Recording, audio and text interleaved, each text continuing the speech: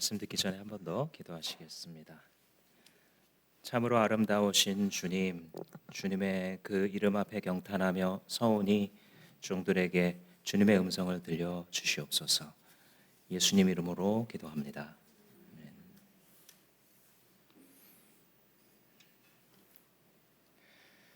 신앙은 순종입니다. 길이가 아니라, 깊이가 아니라, 높이나 넓이가 아니라 순종이 신앙입니다. 오랫동안 믿었다는 것이 그게 꼭 참 믿음인 것을 보증해 주지는 않습니다. 많이 들어봤다는 것이 그 사람이 진짜 신앙인이라는 것을 말해 주지는 않습니다. 사람이 참 깊이가 있다라는 것이 그가 반드시 바른 신앙을 가졌다라는 것을 보장해 주지는 않습니다. 참 믿음은 오직 순종으로만 증명되기 때문입니다. 예수께서 말씀하시기를 나더러 주여 주여 하는 자마다 다 천국에 들어갈 것이 아니고 오직 하늘에 계신 아버지의 뜻대로 행하는 자라야 들어가리라 라고 말씀하심으로써 신앙의 본질이 순종에 있음을 말씀해 주셨습니다. 오늘 우리가 읽은 본문에는 두 사람의 순종이 보여집니다. 하나는 유대인인 베드로의 순종과 다른 하나인 이방인인 고넬료의 순종, 우리에게 말씀해 주고 있습니다. 먼저 24절에 보시면 그 다음 날 베드로는 가이사랴에 들어갔다. 그 다음 날 들어갔다라고 얘기하는데 이게 베드로의 순종을 보여주는 말입니다. 그 전날 무슨 일이 있었냐면 점심 기도 시간에 베드로가 기도를 하고 있다가 하나님께서 환상을 보여주시고 결국 이 사람들을 따라가라 주님께서 말씀해 주셨는데 그게 자기가 사실은 원하는 일이 아닙니다. 가면 이방인들과 사귀게 될 텐데 주님이 말씀하셨기 때문에 순종했는데 그 다음 날 바로 순종한 겁니다. 이게 신앙입니다. 신앙이라는 것은 주님께서 깨닫게 하셨을 때에 그 온기가 아직 날아가기 이전에 그 말씀을 실현시키는 겁니다. 주님의 말씀을 듣고 땅에 흘리는 것을 반복하다 보면 신앙은 더 이상 말이 되지 않을 것입니다. 귀 있는 자는 들으십시오. 평생 승리하는 신앙 생활 하시려면 들려졌을 때 순종하십시오. 28절 말씀 보시면 그들에게 말하였다. 유대 사람으로서 이방 사람과 사귀거나 가까이 하는 일이 불법이라는 것을 여러분도 아십니다. 그런데 하나님께서는 나에게 사람을 속되다거나 부정하다거나 하지 말라라고 지시를 하셨다. 사람을 더럽다, 사람을 부정하다 이렇게 하지 말라고 주님께서 가르쳐 주셨다는 겁니다. 그래서 베드로가 지금 순종했기 때문에 이방인인 당신들을 만나러 왔다라는 겁니다. 이게 뭐냐면 자기의 고정관념을 깨트리는 하나님의 말씀을 받아들인 것입니다. 무슨 고정관념이냐? 이 사람들은 이방 사람들과 교제하거나 한 테이블에 앉아서 식사만 해도 부정이 탄다라고 믿고 있었어요. 이걸 철저히 지키고 있고 베드로도 그렇게 하고 있었던 겁니다. 요 바로 전까지. 하나님이 그렇게 가르치셨냐? 그렇게 가르친 적 없습니다. 그런데 이 당시 사람들 왜 그러고 있었냐? 사람들이 만들어낸 관습과 가치관이었습니다. 율법에 가장 비슷한 구절이 있다라고 한다면 그건 뭐냐면 이방 사람들이 우상에게 제사하는 그 행위를 본받지 말고 그래서 이방 여인들을 데려다가 결혼하지 말아라. 왜냐하면 그렇게 통혼을 하게 되면 이방 여인이 섬기고 있는 신상을 가지고 들어와서 너도 유혹하고 너의 자녀들도 그 우상을 섬기게 만들 터이니 이방인과 통혼하지 말아라 라는 말씀이 모세 율법에 있죠. 이것의 본뜻은 결코 이방인을 더럽게 여기거나 이방인을 사귀지도 섬기지도 말라라는 말을 하는 것이 아닙니다. 오히려 너희가 세상의 빛으로서 영향력을 주어라. 어두움의 영향력을 받지 말아라 라는 것이 하나님의 본뜻이고 경건한 사람들은 사실 알고 있죠. 근데 이 유대인들은 시간이 흘러갈수록 마음 속으로부터 주님을 순종하고자 하는 마음이 없기 때문에 대신해서 규칙을 지키는 것으로 신앙을 내세우게 됩니다. 나는 이거 지켰다. 더 이상 내 마음이 옳다 그르다 하지 말아라. 나는 지켰다. 그래서 이 사람들이 뭘 하게 되냐면 이방인을 만나서 교제하게 되다가 나중에 통혼하게 되거나 우상 제물의 음식을 먹으면 안 되니 아예 이방인 만나지 말자. 이렇게 하는 겁니다. 마치 여호와 이름을 망령 때에 일컫지 말라 그랬더니 그럼 아예 여호와 이름을 부르지 말자 해서 여호와에 대한 모음 음가를 지금 유대인들이 잃어버리고 있는 것처럼 이방인들과 속되어서 결혼하게 될 가능성, 그들을 닮아갈 가능성이 있다면 아예 만나지 말자. 그건 하나님 원하시는 게 아닌데 그렇게 수천 년 동안 지켜온 겁니다. 그래서 이 베드로 당시에 이르게 되면 당신도 알거니와 유대인으로서 이방인을 사귀거나 교제하면 불법이라는 것을 내가 알고도 하나님 말씀에 순종해서 왔다. 이렇게 말하게 되는 것입니다. 이게 지금 뭐냐면 자기가 가지고 있었던 자기의 가치관이 하나님 앞에 노출되는 거예요. 이것은 그에게 복입니다. 우리가 예수 믿고 생명의 삶을 듣고 또 확신의 삶을 통해서 기초를 실제 살 줄 알게 되면 생명의 삶의 일부를 살 줄 알게 되면 그다음에 이제 새로운 삶을 듣는 게 좋죠. 여기서 가치관을 다룹니다. 지금 베드로가 사도잖아요. 사도. 예수님의 이름으로 병을 고칩니다. 그리고 이 고넬료의 집이 가이사랴라고 하는 항구 도시에 있었는데 거기서 몇 킬로 떨어진 요빠라는 데에서 죽은 사람을 살렸어요. 베드로가. 마치 구약의 엘리야 선지자가 죽은 사람을 살리는 것처럼 베드로 죽은 사람을 살렸습니다. 그리고 그의 설교를 통해서 많은 사람들이 회심하는 그런 사도인데도 어떤 가치관이 아직 안 변했어요? 이방인들은 더럽다라고 하는 어렸을 적부터 자기가 가지고 있었던 가치관이 안 깨지고 있었던 거예요. 주님은 우리가 수집해서 지금까지 살아왔던 가치관에 기독교적인 언어 몇 개 씌워서 마치 경건한 척 생활하고 있는 우리들의 가치관을 부수십니다. 주께서 말씀하실 때 순종하게 되면 그래서 정금과 같은 사람으로 점점 변해가는 거예요. 꽤 오래전에 수년 전에 제가 플로잉을 연습하려고 같이 이제 공부하는 분들에게 부탁을 했습니다. 요즘에도 아마 경건의 삶을 듣게 되면 요 연습을 할 겁니다. 내게 정말 필요하지 않은데도 내가 계속 집에 쟁여놓고 있는 게 있습니다. 때로는 새 건데도 쓰지 않는데도 그냥 갖고 있다가 그러면 나한테 주신 돈이나 물건이 나한테 꼭 필요한 건 아닌데 누군가한테 필요할 수 있으니 흘려보내는 이제 초대교회 모델이죠. 이걸 플로잉이라고 요즘에 이제 말을 합니다.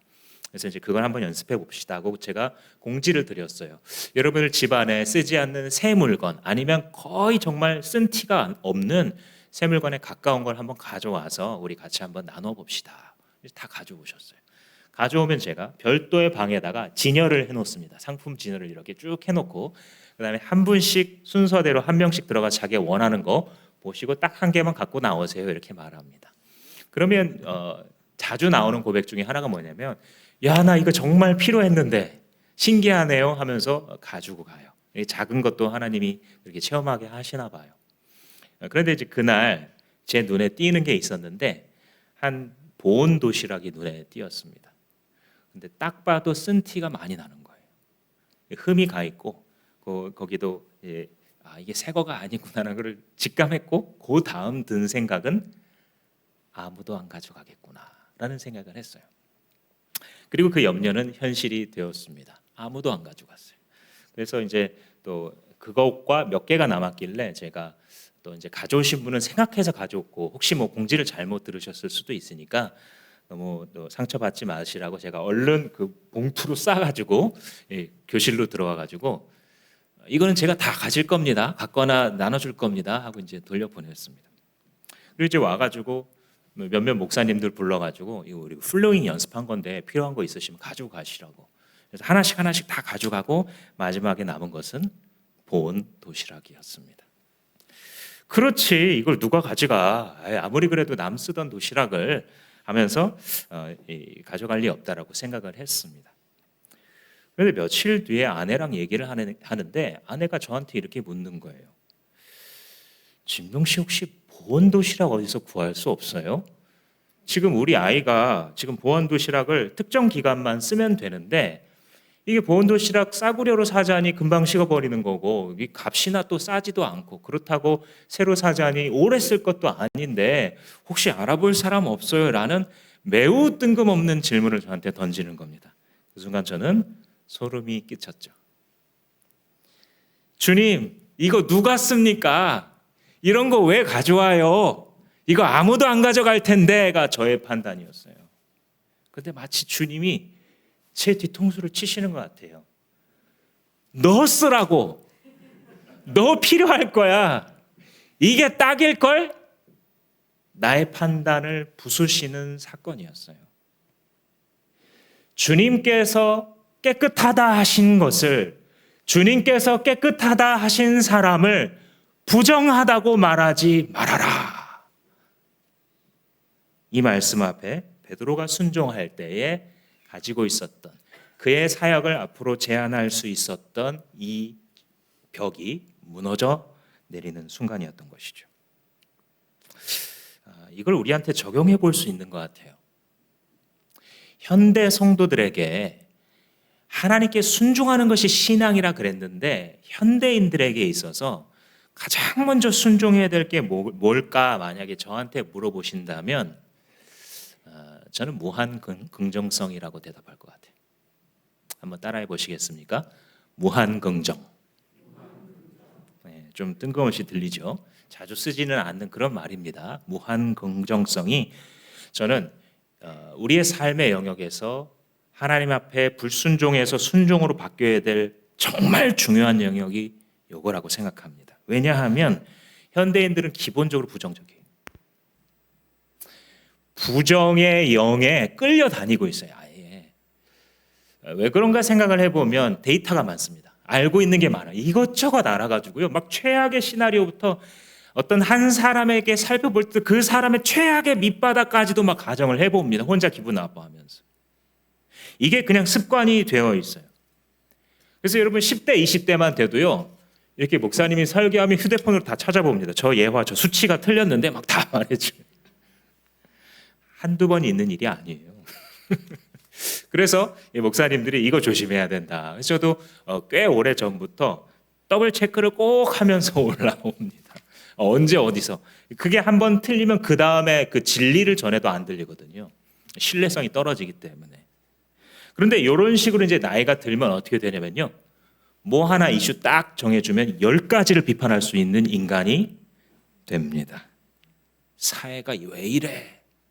저 사람 도대체 왜 이걸 요렇게 하지? 도대체 이해할 수 없네. 엄마는 도대체 왜 이렇게 하는 거야? 교회는 왜 이래가지고 교회라고 할 수가 있겠어? 10가지, 20가지 금방 이야기합니다. 물론 우리가 살아가는 이 사회가 참 피곤한 사회는 맞는 것 같아요. 여러 레벨에서 여러 의미로 팍팍하고 힘든 사회가 맞습니다.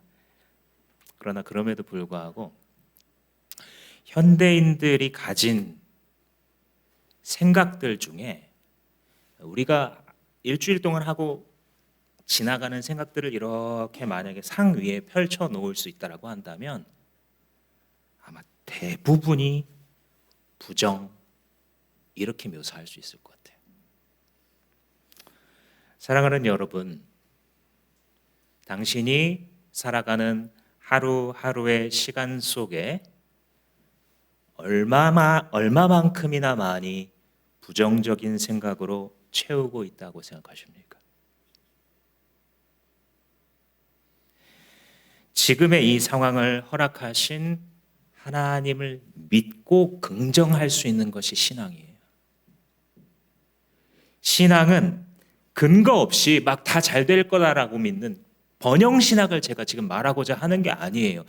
예수 믿으면 언젠가 당신은 부자 될 겁니다. 예수 믿으면 당신은 무병장수할 거고 사회에서 무조건 성공할 겁니다를 말하고 싶은 게 아니에요.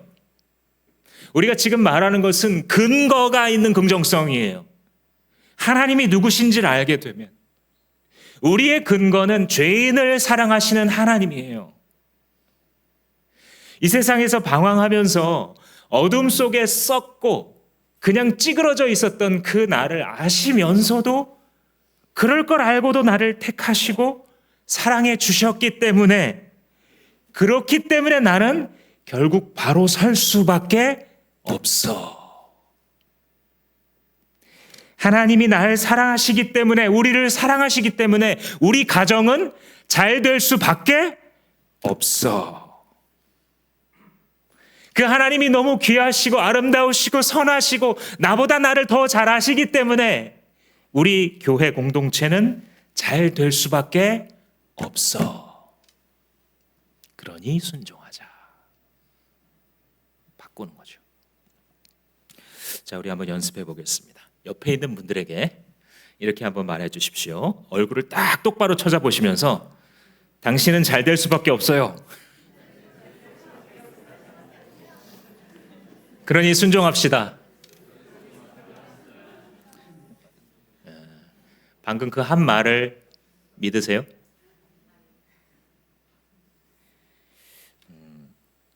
부정성이 왕이 되어 있어요.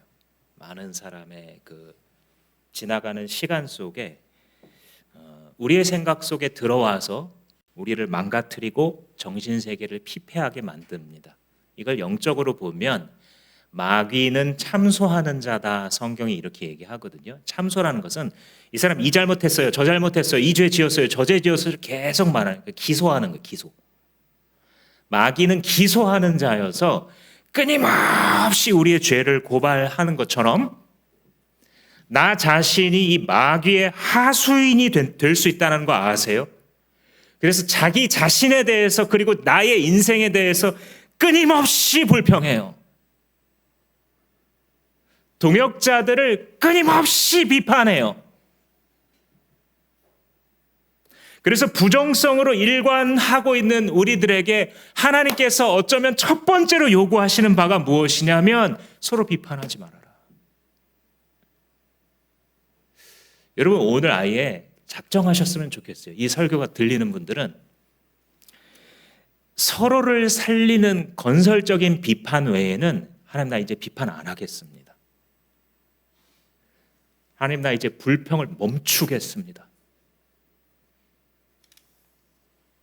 성도가 가진 무한 긍정성, 하나님을 믿기 때문에 긍정할 수 있는, 하나님께서 이것을 자신에 대한 평가로 받아들이실 거예요.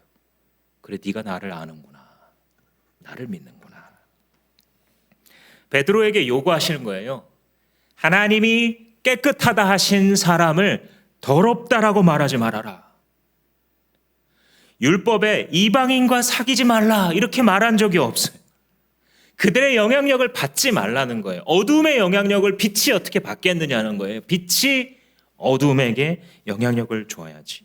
그러네 하나님의 사람임에도 불구하고 사람의 관습, 그리고 그들이 가치관 속에서 늘 주고받고 있는 그 공들을 주어 섬기고 있다 보니 자신도 그런 일을 하고 있는 베드로에게 주님께서 오셔서 그 가치관을 쳐부수시고 주님을 믿는 긍정성으로 세상을 세상답게 판단하는 그 눈을 갖고 살아가게 하시는 거죠. 이 모든 일이, 베드로의 가치관이 부서지고 고넬료의 가족 가운데 구원이 임하는 이 모든 일이 어디서 시작됐는지 아세요? 기도에서 시작됐습니다. 오늘 본문은 이제 24절부터 읽었지만 그 전에 베드로가 욥바라고 하는 무두장이, 그러니까 가죽을 이렇게 손질하는 그런 직업을 갖고 있는 분의 집에 머무르고 있었어요. 그런데 그때 점심 기도 시간에 베드로가 기도를 하러 올라갑니다. 근데 이제 배고픈 중에 먹을 거 환상이 보여주는 거예요. 주님 참 재밌으시죠? 딱 배고파서 기도하고 있는데 주님 먹을 거 가지고 아마 이제 뇌리에 탁 각인이 됐을 것 같습니다. 그래서 점심시간에 기도하다가 환상을 봤는데 어쩌다가 그렇게 기도한 거냐? 그 절에 보면 사도행전에 오후 3시 기도 시간에 솔로몬 행각으로 가다가 안진뱅이를 일으킨 그 사건이 있어요. 그러니까 이 사도 베드로가 지금 습관을 쫓아 기도하는 몇 개의 시간이 있는 거예요. 아침에, 점심시간에, 오후에, 밤에 이렇게 하는 습관을 따라서 기도하고 있는 일이 일어난 거예요. 근데 이게 누구랑 똑같냐면 두 번째 순종을 보여주고 있는 고넬료랑 똑같아요. 30절 말씀해 보시면 나흘 전 이맘때쯤에 내가 집에서 오후 3시에 드리는 기도를 하고 있었습니다. 똑같죠? 항상 이랬어요. 하나님의 사람들이 이 복잡한 세상 속에서 승리하였던 패턴은 항상 똑같아요. 그게 뭐냐면 습관화된 기도예요. 그러니까 습관적인 신앙생활 이런 거 얘기할 때는 좀 부정적으로 얘기하죠 보통. 근데 이제 그게 아니고요. 내가 한 번 기도하거나 혹은 한 번 헌신하거나 그런 게 아니고요. 이걸 반복한 거예요.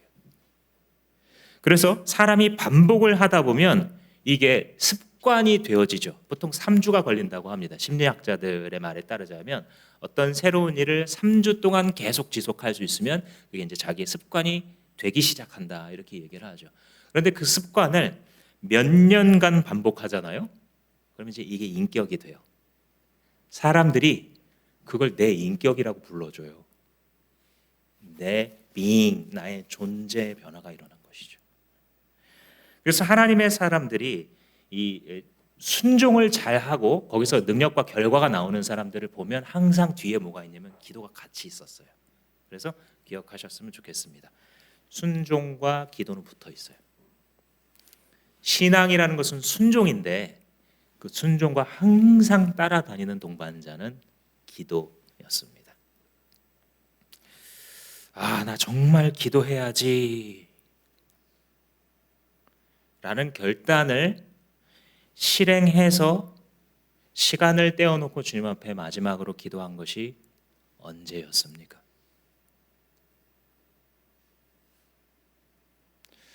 주님의 은혜를 받고 무슨 일이 있어도 기도에 나와야지 하고 겸손히 하나님 앞에 자기를 무릎 꿇렸던 그때가 언제였습니까? 기도 없이는 순종이 없습니다. 순종이 없이는 신앙이라는 건 없는 겁니다. 즉 기도가 없다면 그 신앙은 진짜가 아닐지도 모르는 것입니다. 31절 말씀해 보시면 고넬료의 기도를 하나님이 듣고 계셨다라는 사실이 보여집니다. 고넬료야, 하나님께서 내 기도를 들으시고 내 자선 행위를 기억하고 계신다. 그러니까 이방인인 이 로마의 장군인 이 고넬료가 똑같이 하고 있는 거예요. 지금 사도 베드로를 불러서 그 집안 식구들이 복음을 듣고 복음을 들을 때에 예수를 믿고 성령을 받거든요. 그러니까 아마도 그 중에 최소한 일부는 아직 예수님에 대해서 정확히 모르는 사람들입니다. 아니 어쩌면 고넬료조차도 정확히 예수 그리스도로 말미암아 구원에 이르는 신앙을 아주 정확하게 알지는 못하는 상태였을 수 있어요. 근데 그럼에도 불구하고 하나님을 알기 시작했을 때부터 신앙을 이렇게 배웠습니다. 고넬료가 하나님 앞에 정해진 기도 시간에 기도를 했어요.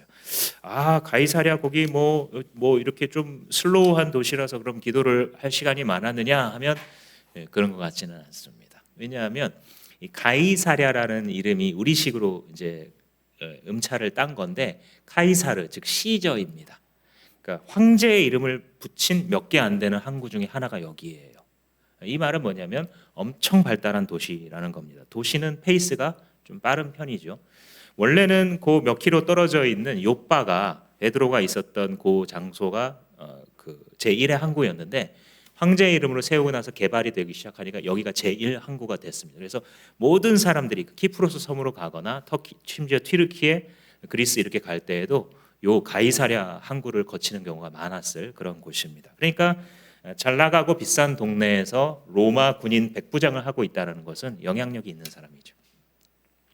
이 사람이 하나님 앞에서 기도한 것을 주님이 기억했다라는 거예요. 그가 어려운 사람을 지금 도와줬잖아요. 구제하는데 하나님이 그걸 기억했다라고 했는데 그건 아마도 기도 중에 하나님이 깨닫게 하신 마음을 그대로 실행한 것이라고 볼 수 있겠죠.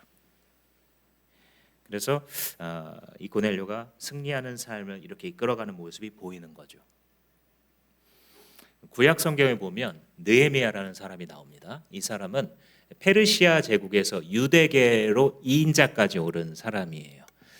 그 바벨로니아가 남유다를 멸망시키고 이 바벨로니아가 메데라고 하는 나라를 거쳐서 이제 페르시아가 전체를 다스리는 제국이 됐죠. 거기서 2인자에 올라왔어요. 슈퍼 파워가 해당하는 나라 2인자. 그러니까 오늘날 말하자면 한국계가 미국의 부통령이 된 거예요.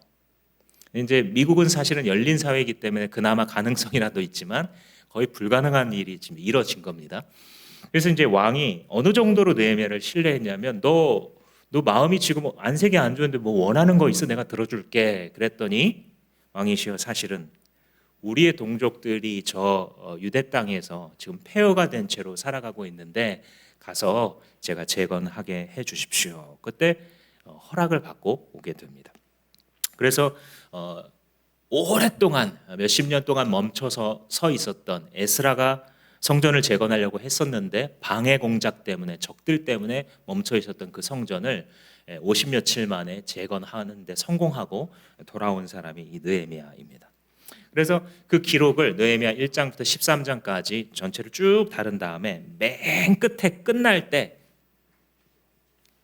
끝나는 말로 느헤미야가 뭐라고 딱 붙이냐면 여호와여 내가 이렇게 행한 것을 기억하옵소서.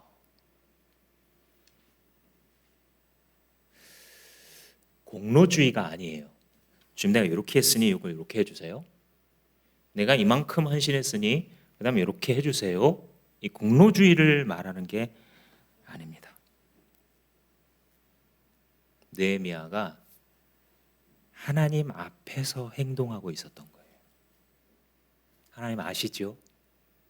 하나님 제가 하나님의 이름 때문에 이렇게 살았던 것을 내가 2인자로서 여기서 대접받고 편안히 살아도 되는데 내가 당신의 이름 때문에 이 일을 위험을 감수하고 이런 일들을 했고 주님의 도우심을 입었던 것 주님 아시지요. 히스기야 왕도 마찬가지였습니다. 유대 왕 히스기야가 너는 이제 더 이상 살지 못하고 죽게 될 것이다 라고 하는 예언을 들었을 때에 히스기야가 벽을 향해서 하나님 앞에 통곡하면서 기도를 합니다. 열왕기하 20장에 기록이 되어 있는데 한 구절을 제가 읽어드리면 여호와여 구하오니 내가 진실과 전심으로 주 앞에 행하며 주께서 보시기에 선하게 행한 것을 기억하옵소서. 이렇게 심히 통곡하면서 기도했다라고 성경이 기록하고 있습니다. 무엇입니까? 동일한 거예요. 원리가. 하나님의 사람들이 어떻게 하나님의 사람으로 끝까지 finish well 했느냐, 끝나는 순간까지 어떻게 그들이 승리할 수 있었느냐, 그게 기도에 있었던 거예요. 습관화된 기도에 있는 것입니다. 기도했을 때 순종할 수 있었던 거예요. 순종했을 때 그게 자기의 신앙이 될 수 있었던 거예요. 이게 반복되었을 때 그것이 인격이 되고 삶이 되었던 것이죠. 고넬료야, 하나님이 네 기도를 들으셨고 하나님께서 네가 베푼 자선 행위를 기억하신다. 이 말씀은 하나님이 그런 사람을 만났을 때에 어떤 반응을 하시는지를 딱 보여주는 거예요. 진짜 이쁘다는 거예요. 하나님께 나아가는 자는 반드시 그가 계신 것과 그가 자기를 찾는 자들에게 상 주시는 이심을 믿어야 할지니라 히브리서 기자가 얘기했죠. 하나님 이뻐하는 거예요. 하나님이 눈에 안 보이잖아요, 사실. 어떻게 믿어요, 특히 현대인들이. 그 믿는 것 자체가 이미 기적이거든요. 그런데 하나님을 믿고 기도하는 거예요. 왜? 하나님이 기도하라 하셨으니까. 왜? 너희가 예수의 이름을 구하면 이루신다고 했으니까. 그러니 기도하는 것 자체가 하나님을 인정하는 거예요. 하나님이 어떤 분이신가를 내가 인정해 드리는 거예요. 하나님 그렇게 약속하셨으면 그렇게 이루시는 분이시라는 것을 내가 알고 기도했기 때문에 주님이 기억하실 정도의 행위를 하고 있는 것입니다. 우리의 기도를 기억하시는 하나님, 이게 우리의 진짜 위로의 근원이에요. 다른 것들 어떤 위로는 사실 지나갑니다. 근데 내가 하나님께 순종하기 위하여 주 앞에 기도했던, 나 자신을 무릎 꿇렸던 이것을 주님이 기억하신다. 여러분들이 삶을 살아가실 때 순종으로 점철된 삶을 사십시오. 어떤 일을 하고 있었는데 그 상황에서 순종을 했어요. 그 다음에 당신 어떻게 사셨습니까? 그 어떤 상황이 또 다른 게 있었는데 거기서 순종했어요. 그 다음에는요. 그 다음에 이사를 갔는데 거기서 순종했어요. 그 다음에는요. 목장에 나가다가 뭐 어떻게 했는데 거기서 이렇게 하다가 순종했어요. 순종이 이어지는, 순종으로 점철된 삶을 시작하심으로써 불순종의 고리를 끊어내십시오. 당신의 어두움은 다름 아닌 불순종에서 온 것이기 때문입니다. 사람이나 환경에서 온 것이 아닙니다. 불순종에서 온 것입니다. 불순종이라고 하는 어둠은 순종이라고 하는 꽉 찬 실체에 의해서 밀려나가게 될 것입니다. 이 어두움을 내 손으로 갈퀴를 젓듯이 없애보려고 노력 한번 해보십시오. 그것은 마치 공기와 싸우려고 주먹질을 하는 것과 똑같은 이치라서 절대 그 어둠이 밀려나가지 않습니다. 더 큰 실체인 순종을 가지고 내 삶에 있는 모든 어둠을 밀어내시는 여러분 되시기를 축복합니다. 그렇게 순종의 삶을 살아가게 될 때에 하나님이 기억하시고 그 기억하신다는 것이 우리의 삶에 있어서 가장 큰 위로인데, 이렇게 살아가게 되면 여기서 나타나는 것이 참된 리더십이에요. 기도, 순종이 붙어 있다 그랬죠. 근데 이렇게 가는 사람에게서 나타나는 게 영향력입니다. 그래서 참된 의미에서 리더십은 롤드십이 있어야 나오는 거예요. 주님의 주되심 앞에 무릎 꿇을 수 있는 사람이 진짜 영향을 줄 수 있어요. 주님 앞에 무릎 꿇지 않고 순종하지 않는 사람이 영향력을 끼칠 수는 없습니다. 선한 영향력은. 요즘에 이제 세상에서는 이런 말 막 그냥 써요. 뭐 인플루언서다, 영향을 끼친다, 선한 영향력을 끼치고 신앙과 관련 없이 막 씁니다, 그죠? 뭐 섬기는 리더십 이런 것도 막 갖다가 써요, 정치인들이. 그런데 아무 뿌리가 없기 때문에 말뿐이죠. 별로 선하다고 하는 그 선한 게 선하지 않아요. 그 영향력이 그냥 물건 파는 영향력이에요.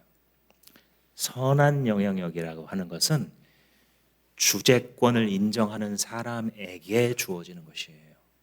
로드십, 주 예수가 나를 위하여 생명 바치신 나의 왕이시다. 나의 삶은 그의 날개 아래 살아가는 것이다. 나는 나를 주님 앞에 무릎 꿇리면서 매 시간 살 것이다.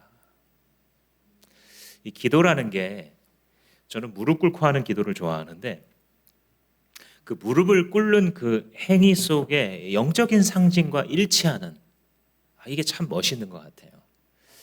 그러니까 나는 내 발로 내가 가고 싶은 곳 가고 싶죠. 근데 무릎을 꿇으면 더 이상 움직일 수 없게 됩니다. 내가 무릎을 꿇은 그 대상 앞에 앉아 있어야만 하죠.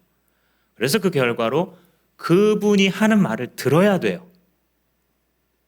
우리가 기도를 한다고 하는 것은 뭔가를 뭐 구하고 이런 게 있겠지만 가장 기본적인 본질은 주님을 배웠고 그 앞에 나를 무릎 꿇리는 거예요. 그런데 아이러니한 것은 무릎 꿇은 자가 가장 자유로운 삶을 살아가게 됩니다. 그래서 주님 앞에 이 영향력을 가지고서 사람들에게 뭔가를 끼치고 바꾸는 일을 할 수 있는 사람들은 바로 주님의 로드십을 인정하는 사람이에요. 이제 이 26절에서 잘 보여지는데, 베드로가 무리들을 향하여서 일어나십시오. 나도 역시 사람입니다. 라고 말하면서 그들을 일으켜 세웠다. 근데 왜 이렇게 세웠어요? 이 사람들 지금 뭐 하고 있어요? 절하고 있습니다. 고넬료가 영향력이 있는 사람이니까 베드로가 지금 온다고 하니까 많은 사람을 부른 거예요. 자기랑 가족들과 친지와 아는 사람들이 집에 가득했다. 여기도 이제 신약교회 형태, 집안에서 사람들이 모여서 하나님을 예배하는 이 형태가 이제 보여지죠. 자기 집에 부를 수 있는 사람 다 부른 거예요. 우리로 말하자면 예수 영전 모임에 사람을 가득 불러놓은 거예요. 근데 그렇게 왔을 때 베드로가 오니까 지금 들리는 소문이 뭐예요? 베드로가 막 안전뱅이를 일으키고 바로 전에 몇 킬로 떨어진 요빠 도시에서는 마치 엘리야 선지자처럼 죽은 사람 일으키고 그 베드로가 들어왔다 그러니까 신인가 싶어가지고 사람들이 그 앞에 절을 하는 거예요. 보통 사람의 심리는요, 절 받습니다. 여기서, 그죠? 아닌 척하면서 왜 그러세요? 아이고 적당히 하시지. 하면서 기분 좋죠, 그죠? 이제 베드로가 여기서 리더십이 보이는 거예요. 로드십에 복종한 리더십이 보여지죠. 내가 아닙니다. 이런 무릎 꿇음을 받아야 될 사람은 내가 아닙니다. 나는 그냥 사람입니다 하고 일으키죠. 이게 건강한 리더십이에요. 리더십이 타락을 할 때 보면 항상 자기에게 과도한 칭송이 돌아오게 만들고 그 자리에 머물러 있어요. 그걸 원해요. 근데 잘 구분되지 않습니다. 그런 리더십과 주님의 권세 아래, 능하신 손 아래 겸손하게 엎드려 있는 리더십이 잘 구분되지 않아요. 이런 비슷한 예가 언제 또 있었냐면 바나바와 바울이 한 팀이 되어서 선교를 할 때 루스드라라고 하는 이 터키 동네에 가요. 거기서 나면서부터 걸어본 적이 없는 사람을 명령해가지고 일으킵니다. 그러니까 그곳에 있었던 사람들이 깜짝 놀라가지고 이 사람들은 신이다 외치고 선동이 되어서 바나바는 보니까 리더십이 보이니까 이 사람은 제우스라고 딱 부르고요. 옛날 성에 스스 이렇게 되어 있습니다. 바나바는 보니까 말을 하거든요. 신의 대변인 같아. 그래서 허메라고 부릅니다. 이 허메가 헤르메스예요. 풀어서 쓰면 이 헤르메스를 불어로 발음하게 되면 H가 묵음이니까 에르메스 이렇게 이제 번역하게 되는 거죠. 근데 이 에르메스인 이 바울이 뭐라고 말을 하냐면 그래 나 이렇게 명품 같은 사람이야 하고 자랑하는 게 아니라 우리도 사람이다. 당신들과 똑같은 사람이니 이렇게 하지 마십시오 하고 그들을 일으켜 세워요. 동일한 거예요. 베드로랑 바나바 바울이. 무엇입니까? 영광이 하나님께만 가도록 하는 리더십을 갖고 있는 거예요. 이게 뭐랑 다른 거냐면 자기 사람 만드는 리더십과 달라요. 자기 사람 만드는 리더십하고 정말 팀을 위해서 팀워크를 세우는 그 리더십이요. 생각보다 구분 안 돼요. 시간이 지나야만 알 수 있는데 딱 한 가지 추측해 볼 수 있는 차이점이 있는데 그게 뭐냐면 자기 사람 만들어내는 리더십은요. 특징이 끼리끼리 뭉쳐 있어요. 새로운 사람이 거기 들어갈 수 없습니다. 그래서 사역을 하실 때 하나님께서 나한테 작은 권한이라도 허락하시면 이렇게 점검하시면 됩니다. 이게 내 사람 만드는 리더십인가 아니면 하나님께 영광을 돌려드리는 리더십인가 그 중심이 다른 거예요. 33절에 보시면 우리는 주님께서 쭉 지나가서 지시하신 모든 말씀을 들으려고 다 같이 하나님 앞에 모여 있습니다. 고넬료가 자기의 영향력을 발휘한 거예요. 가까운 친구들까지 친척들까지 다 불러다가 예수 영전 모임에 딱 놓고 믿음의 리더십을 발휘하고 있는 장면인 거죠. 이게 뭐랑 다르냐면 혼자 잘 믿는 거랑 달라요. 나 혼자 그냥 교회 잘 다니면 되지. 소비자주의에 물든 오늘날의 그리스도인들과 다른 거예요. 나 혼자 잘 믿고 우리 가정 잘 되면 되는 그게 끝인 예수님이 가르친 적이 없고 사도들이 심은 적이 없는 교회에 사람들은 다니고 있습니다. 물론 주변 사람을 함께 세운다는 것은 나만 잘 믿는 게 아니라 주변 사람도 함께 세워진다는 것은 훨씬 더 많은 에너지가 필요해요. 그리고 많이 설득하고요.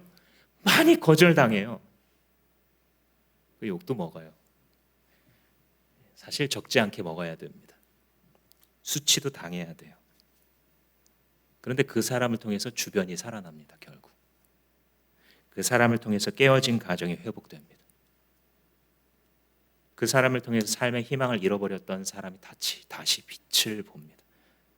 예수의 빛을 보게 되는 거예요. 이 자리에 또 학생들도 앉아 계시는데, 목사님 저는 뭐 리더십이라는 거 안 다가오는데 뭐 나는 다 윗사람 뿐이어서 뭐 그런 게 좀 없는데요? 이런 분도 있을 수 있는데, 여러분들 부모님을 향해서도 리더십 발휘할 수 있습니다. 왜냐하면 리더십이라고 하는 것은 하나님께 얼마나 엎드려 있느냐에서 온다 그랬죠. 로드십이 돼야 리더십이 진짜 나온다 그랬죠. 내가 하나님 앞에 얼마나 엎드려 있는가, 얼만큼 나 자신을 복종시켰는가는 나랑 상관없어요. 하나님 앞에 복종되어 있다라고 한다면 그것을 가지고 나의 가까운 사람들에게 나아가서 그들에게 영향력을 발휘하셨으면 좋겠습니다. 주기철 목사님의 기도를 좀 읽어드리면서 말씀을 마치려고 합니다. 우리가 잘 아는 대로 일제시대 때 신사참배를 거부하다가 옥고를 치르면서 심신을 다 상하셨던, 그리고 많은 사람들에게 일사각오의 신앙, 죽으면 죽으리라 라고 하는 신앙의 유산을 남기신 그 목사님이 1939년도에 어떤 한 책에 자기의 기도문을 기고하신 적이 있어요. 한번 읽어드리겠습니다. 일부입니다. 하늘의 모든 영물과 천천만 성도에게서 경배와 찬송을 받으시던 만유의 주제로서 낮고 천한 사람이 되어 티끌 세상에 오셨나이다. 오시되 왕후 장상으로 금전 옥루에 오시지 않고 지극히 미천한 사람으로 말 구유에 오셨나이다. 사람이 다 실어버리는 세리와 창녀의 친구가 되셨고 어린아이의 동무가 되셨고 거린과 문둥이의 벗이 되셨나이다. 마침내 벌거벗은 몸으로 강도의 틈에서 저주의 십자가에 달리시고 음부에까지 내려가셨나이다. 오, 당신이 이같이 낮아지신 것을 생각할 때 나는 어떻게 하오리까? 나는 나를 어디까지 낮추어야 당신 앞에서 합당하겠습니까? 당신이 제자의 발을 씻기셨으니 나는 문둥이의 발을 핥게 하여 주옵소서. 당신이 세리의 집에 들어가셨으니 나는 모든 사람의 발 앞에 짓밟히는 먼지와 티끌이 되게 하여 주시옵소서.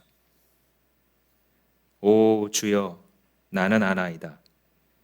당신은 스스로가 없는 상태가 될 때까지 낮아지신 겸손한 당신이었던 것을, 그러나 나의 속에는 여전히 나라는 것이 남아 있습니다. 당신이 좌정하실 자리에 이놈이 앉아 있습니다. 그리하여 당신이 받으실 영광과 찬송을 이놈이 받고자 하는 때가 종종 있습니다.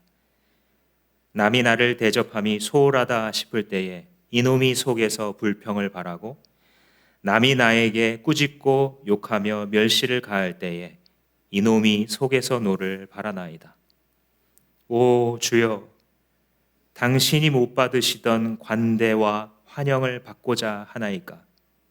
당신은 그 지극히 선하고 거룩함으로도 오히려 후욕과 침뱉음과 뺨을 침을 받으셨는데 나는 무엇이건대 당신이 못 받으시던 칭찬과 영예를 바라고 있나이까?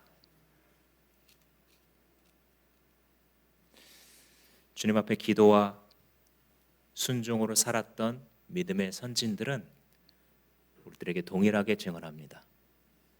신앙은 순종이다.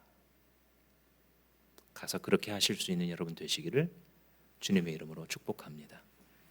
기도하시겠습니다. 하나님께서 부정하다, 하나님께서 깨끗하다 하신 것을 속되거나 부정하다 하지 말라 주님 베드로에게 말씀해 주셨습니다. 하나님, 우리는 때로 우리의 불신앙을 가지고 얼마나 많은 것들에 부정적인 생각을 담고 살아가고 있습니까? 하나님, 이 시간에 모든 신앙의 선진들이 어떻게 순종하고 기도함으로써 주의 길을, 이 순례의 길을 걸어갔는지 주님 보여주오니, 오 주여, 우리를 불쌍히 여겨 주셔서 우리의 기도를 기억하시고 우리의 순종을 기뻐하시는 하나님만 우리의 눈앞에 두고 그의 로드십 앞에서 살아감으로써 다른 사람들에게 참된 영향력을 끼칠 수 있는 한 사람 한 사람 다 되도록 주님 축복하여 주시옵소서. 예수님의 이름으로 기도합니다. 다 같이 일어나셔서 헌신해